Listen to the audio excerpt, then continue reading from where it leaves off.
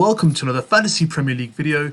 My name is Mo and this is my channel FPL INKLING, where I'll be bringing you all the best and the latest FPL content for the season of 2021-2022. We're already in game week 3, guys, so what a start to the season. So what today's video is all about is going to be the players to watch, or going to be my kind of short list of a watch list for the players for game week 3 that you should either pick, watch out for, or completely avoid for this week or maybe a few weeks ahead as well. So we'll go through all of that. Just before that we do that, if you haven't given this video a like, give it a like, and if you haven't subscribed to FPL INKLING, please hit that subscribe button and join the FPL family. We've just gone past the 700 mark. Let's get to that next mark of 800 and eventually get to the first ambition of 1k subscribers as soon as possible. So let's get stuck in and let's look at some of the players that we should be considering for game week 3. So first of all, in terms of how I did for game week 2, I got 53 points. So I was below the weekly average. Not that great, to be fair. Certain points and results didn't go fairly in terms of my point of view, but overall I'm not too disappointed. Overall rank of 1.8 at the moment. I think that will definitely improve as we go along. It's far too early in the season, and at the moment, rankings will, go up and down quite viciously and quickly. But let's look at some of the players that I think we should be definitely looking forward to in game week 3. So at first, we're going to go for obviously the hat-trick hero himself, which is Mikhail Antonio. So he played against Leicester, got 2 goals and an assist. So it wasn't exactly a hat-trick itself, a hat-trick of returns. So already so far he's got 6 returns this season, so 3 goals, 3 assists, 29 points. 36% of managers actually nearly own him at the moment, and he has gone up in price by 0.2 since the start of this game season, and he's now £7.7 million to purchase. So just some underlying stats in terms of expected assists, he's got 0.27, expected goals, he's on 1.66, which is fantastic, and at present with 29 points per match, which obviously you guys know from pre-season, and since you've been watching FPL INKLING, which is one of my favourite stats, points per match, he's actually on 14.5, which is extremely impressive. And personally, I haven't got him into my squad as of yet, but if there is any way that I can get him in, I will be potentially looking at in the future as well. He's got some really nice fixtures lined up, so it makes him a really hot captaincy choice, which is up for debate as well for this coming week. Crystal Palace at home, followed by Southampton away, and then they have Manchester United in game week 5. So some really good fixtures there, with Leeds and Brentford to follow after that. So obviously Mikhail Antonio is always a risk in terms of injury, but when he is on form, he's one of the FPL greats itself. So has started extremely well. I'm not surprised whatsoever in terms of the ownership being that high already this season. He's in great form. Let's just hope he stays fit, and this is someone you should definitely consider to get him into your squad. If I could get him into my squad, then almost definitely I would have been able to fit him in somewhere along the lines. At number 2 is a player that I have got in my plans and I have brought in for game week 3, which is Romelu Lukaku. So he's come back to Chelsea, made his debut against Arsenal in this game week 2, which has just gone by. Phenomenal start, 8 points. He got 2 bonus points, scored a very good goal, showed his physical presence and actually bullied the Arsenal defence. So we'll go through some underlying stats with you, which I'll read off for you. Expected assists, 0.14. Expected goals, 1.44, extremely expressive, and obviously because points per match, he's only played 1 match, he's on 8 at the moment. In terms of fixtures, they are looking slightly difficult, but they will take a turn for the better in game week 7. But you know what, when you've got a Lukaku stature striker in your squad, it doesn't matter how difficult or good the opposition is in front of you, he will create opportunities, he will bully defences, and he will, he's not just a player who's going to score the goals. His expected assists will get better, and his assists account will go up as the season progresses. So Tuchel also has given a thumbs up in terms of the green signal he will play. So I'm expecting around 32 games this season for him. So with the whole Kane saga at the moment, I've gone towards Lukaku for the short term. If it really pays off, I'm definitely going to continue him to at least game week 12 or 13, where fixtures may take a swing for Chelsea.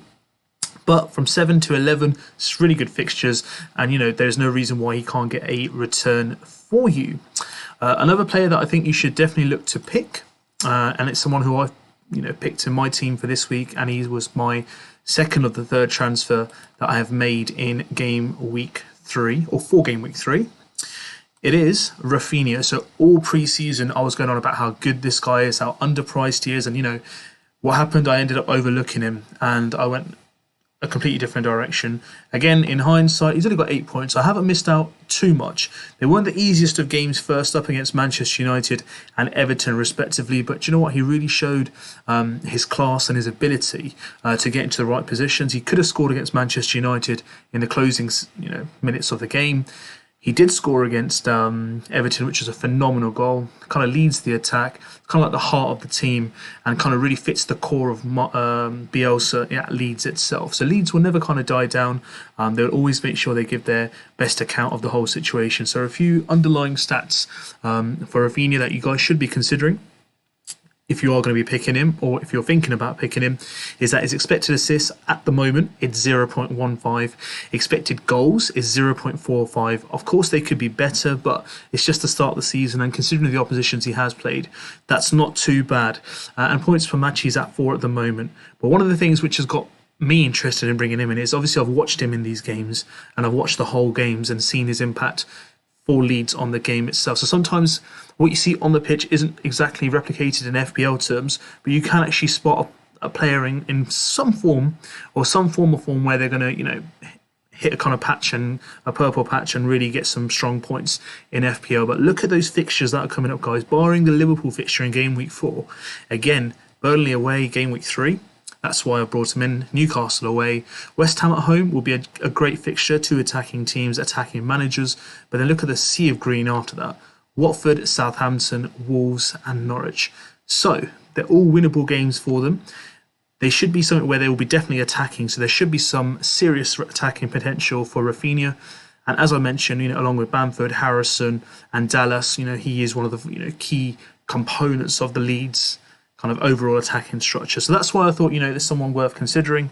And at the moment, we've seen glimpses of his best, but there is still, for me, based on his current form, based on the fixtures that are coming up soon, he is definitely you should look to pick. And I've picked him already, and that's why he's in my list for players you should pick.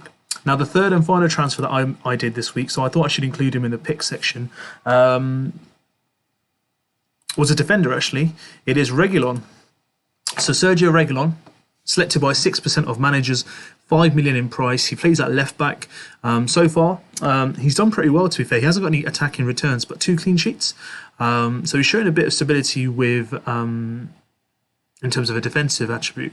But he also has that ability to get forward, whip in a good cross, play wing back, take some corners and set pieces as well. So that makes him an even more threat at present. So obviously at the moment, his XG and XA aren't that superb. So XA was 0.04, but I expect that to improve as the season goes along. But points per game, 6.5 points per game, which is really impressive. And the fixtures ahead are quite fruitful as well. Obviously, Watford at home, followed by Crystal Palace away, should be nice games for them. Chelsea and Arsenal will be a test, followed by Aston Villa and Newcastle, which should be some really good games as well. And then, it's just through phases. And, I am playing the arrow formation 5-3-2, and I want wing backs in my squad. That's why I've gone for Sergio Reguilon. I have watched him, and that's the reason why I picked him. So if you are looking to pick a wing back for 5 mil, you've got other alternatives such as Kofal, but I've gone for Reguilon personally myself because I've seen him in the past, and I do generally rate him as a player and an FPL asset as well. But if he does hit form and get some returns, a nice little differential there for me to make up some ranking and catch up with some other managers who have taken an early lead. Now we're moving on to the second part of the list, which is going to be players you should be watching. So the first player I'm going to be bringing out is indeed from Everton. It's Demarai Gray, so priced at 5.5 mil. Now, for me personally, I'm not someone who likes to pick 5.5 mil midfielders. I think, they're in one of those positions where you invest 5.5 mil for a player who probably is not going to get you many points throughout the season, who probably won't, score FPL big hits, but he'll get the occasional goal and he'll get you 2 points or 3 points if they get a clean sheet as well. But Demarai Gray kind of goes against the kind of that generic thought of mine or traditional thought of a 5.5 mil. From what I've seen in terms of the Rafa Benitez setup, is they're looking to really, push it down the line. So Richarlison, Demarai Gray, left-hand side, right-hand side, whipping across for Dominic Calvert-Lewin, and wish that he can actually use his physical presence to really use that direct passage of play to score a goal. He's got pace, he's ambitious, he got a goal, a really good strike against Leeds on the weekend, and he got 9 points. So it shows that he's looking maybe, or he might have a license from Benitez to kind of get down the line, really make that impact, and he's got the pace, and he might have the backing of the manager as well. So that's someone who I am watching at the moment. I want to see a bit more from him, and if he does continue to get attacking, I do want to free up some funds, then certainly I may look to bring him into my squad to give it a bit more balance to the squad overall. Fixtures wise, as I said again on my previous videos, I do believe that in the first 10 games Everton do have the most favourable fixtures in terms of run wise. They've got Brighton, Burnley, Aston Villa and Norwich in the next 4 games, so we should keep a lookout for him, and if he does catch form and he does look good, there is no reason why we can't make some space for him and bring him into our squads. Expected assists 0.23, expected goals 0.09, and points per match at the moment he's on 4.5 points per game. The next player we should be watching is Mr. Jack Grealish, 100 million marquee signing for Manchester City. Got his first goal at home at the Etihad over the weekend against Norwich in the 5-0 hammering. So at the moment he's got 9 points for the season so far. 1 goal scored. If you're going to pay 100 million, guys, despite Pep Roulette and the stress and pressures of having a Man City player, he should play. And he got into some really good positions. He's been asked to play out on the left. He's been asked to go into that number 8 role, number 10. So he's getting the opportunity to play in different passages. So he is kind of like more than just to come in and fill the left hand side or just do a specific job, which makes it even more interesting because the way Guardiola sets up, he never likes to stick to one kind of pathway. So this is what would be worth considering. At 8 mil, I think he is still a bargain. Man City haven't really hit form at the moment, but they've got Arsenal on the weekend, which should be a good game. Leicester, Southampton, Chelsea, Liverpool. For me, if he does catch some form and he gets regular minutes as well, I will look to potentially see if I can get him in game week 8 onwards, because the fixtures, I know Manchester United, Everton in 11-12 look difficult, but after that there's a good little run after game week 13. So we'll have to keep a look out for Jack himself. Does look eager to impress, does want to really get involved and really drive home his kind of like good form and really give City the best chance of retaining the Premier League itself. So the expected assists is 0.26 so far, expected goals is 0.76, and points per game or points per match at the moment, it's 4.5 at the moment. Now we'll go on to the list of players to avoid. So there are 2 players that I'm personally, at the moment avoiding myself. So I thought I should share that with you in regards to why I've decided not to look at them and why I'm avoiding them at the moment. So that first one is Sadiomani, owned by around 3.6% of managers. He's had a price fall, 11.9 mil now in price. He was already overpriced at 12, so that 0.1 for me doesn't really make that much of a difference. He's got 11 points so far this season. So he did get a goal against Burnley. I think he was a bit selfish when he could have squared it to Salah, and Salah could have potentially scored. But let's not talk about the bygones itself. I still think there's something between them two. But expected assists 0.35, expected goals 1.3, and points per game he's on 5.5 at the moment. In terms of fixtures, they've got Chelsea this weekend, which should be a challenging game. And then they've got Leeds, Crystal Palace and Brentford. I mean, if I'm going to be paying 12 mil for Mane, why not pay the extra half a mil or 0.6 mil at the moment? Actually 0.7, because Salah has gone up in price to 12.6. Why not pay that just to get him on in terms of Mane? And at least you have Salah with penalties as well. But based on form currently and what I saw last season, I'm not too impressed by Mane. I don't know what's happened to him. Is he happy at the club? Is he okay with Klopp? We'll just have to wait and see. But at this present moment, look, he could go on the weekend and score 2 goals and an assist, get like 15 points, and everyone could be going, hey, you told him to avoid him. This guy's explosive. When he does do well, the guy does phenomenally well. However, from what I've seen so far, I just don't think it's justified for us to, be investing that much of our budget on a player who is not on form at the moment. If he does catch form, then of course, why not? But 11.9 mil, I think it's a bit too much. 10.5, I definitely would have considered him in my squad because I think that was value, or even 10 mil. But it's just a bit too much for a player who's currently not in form and didn't perform last season either. The next player to avoid personally at the moment is Anthony Martial. So I've watched him in the last 2 games for Manchester United very closely. So he looks very short of match fitness. He doesn't look in the right place as well, despite United playing so well. He got 1 point in the first game and 1 point in game week 2, despite playing 58 minutes. So his average, points per match is 1 at the moment. But his general readings don't read that well. Expected assists is 0, and expected goals is 0.65. So they're not really reading much in that term anyway. But if you look at him from last season, he only got 4 goals and 7 assists in the kind of injury hit season he did play. But he just doesn't look happy. He just doesn't look in form. But in terms of fixtures, again, United, I do believe, had some really nice fixtures till game week 6.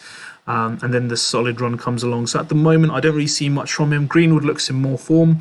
I'd rather spend $500,000 less and get, actually, it might be even 0.3 mil now.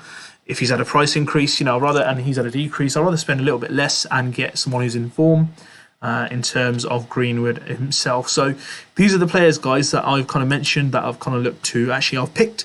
I'm watching at the moment in my watch list, and I'm actually completely avoiding and not including it in my watch list for FPL for game week 3 or potential other game weeks coming forward. Let me know what your thoughts are.